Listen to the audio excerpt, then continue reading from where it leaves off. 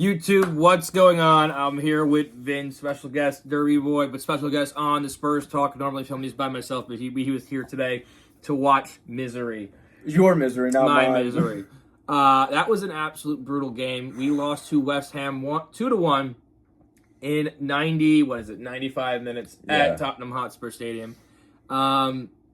That was painful. That was a painful game. That was painful to watch. You know, it's funny, we were getting towards the closing minutes, and the commentator, our favorite commentators, the English guys, they were like, oh, looks like they're going to get a tie, or whatever they said. They said some nonsense like that, and Andrew looks at me, he goes, we ain't out of the woods yet, or whatever you said.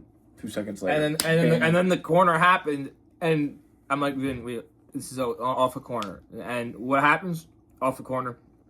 I'm gonna go into two quick things before we continue to chop it up. The second goal, there Vicario was held, but we ignore that. They instead look at an offside.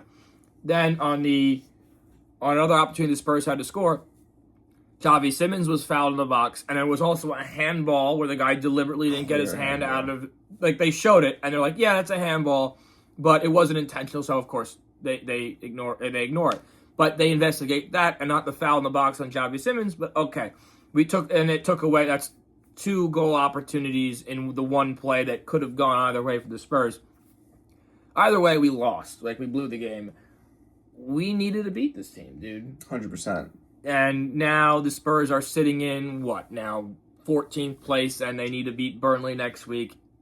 And if not, the season's on watch list. Yeah, you're really putting yourself in the hot seat. Like, you're putting yourself in a position where now you can't afford to lose. Can't afford to lose, and we're going to be we're playing Man City and Arsenal back-to-back weeks. And those are tough games. Those are games where I'm like, if we lose, I'm like, okay, it's fine. Like, like I am expecting a loss out of those games. You can't drop points against lesser quality teams. No, not at all. And, watching it, Andrew's a Spurs fan here, but by proxy, I do like the Spurs. The talent is there. It's just they seem like there's no grit, and it seems like they get hit once, so whether it's a goal or a penalty doesn't go their way or something, and they're just deflated. Yeah. And then there's nothing. And the first goal was what? I have the score in the back, so that's what I'm looking at. 15th minute by Somerville. Immediately, they sucked the life out of the stadium, and boos came out.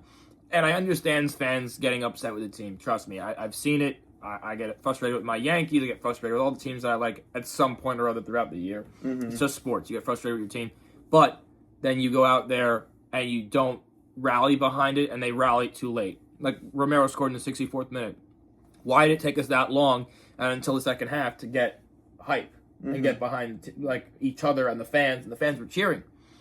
And then we blow it. Mm-hmm. So we should have at least escaped with 1 point today. And I would have been... I would be less mad than I am right now, and right now is... He's on tilt season. Tilt season. Beautiful goal by Christian Romero off the header set piece from Pedro Porro, and I would like to talk about Pedro Porro real quick. Not all that. A lot of people say this guy's world class. I don't know who those people are, but I think they're wrong. It comes from Spurs fans. He's been good. He's on, I'd say, the back end of his career, at least with the Spurs.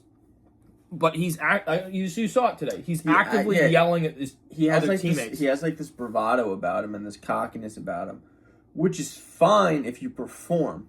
And he doesn't. Yeah, he doesn't. You saw him how many times the crosses, terrible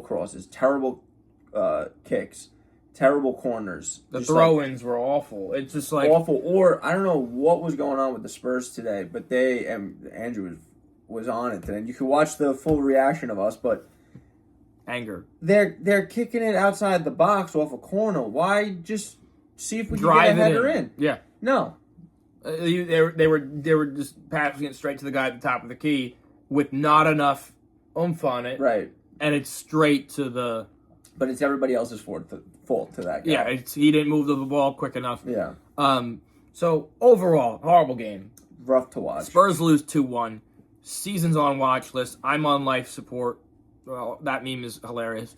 But I will say a few positives of this game that we were able to pull. I think Conor Gallagher, new signing. Shout out you from Atletico Madrid. Hope you don't regret your decision. I don't think he does. I think he's happy to return back to London because that's where he initially played. He played great, had good ball presence, played the full 90, and was a hard worker. They brought back the nitrous oxide guy, Basuma. He played great. He has a cannon for a leg, so that helps a lot. Yeah, he had. You saw some of the strikes that he was taking. A bazooka for Bazuma. When he scores next, we're doing that. A bazooka for Bazuma. A little John Sterling action going on. We don't back up the use of drugs like that. No. Especially posting on social media, not cool. You're a silly goat. Silly goat. You're a silly goat. But he played great. He played great in the AFCON for, I want to say it. I'm not going to say the country because I don't know. Was it but Senegal? No, they're in the finals, so that's SARS on them. Mm-hmm. But he played great in the AFCON Cup.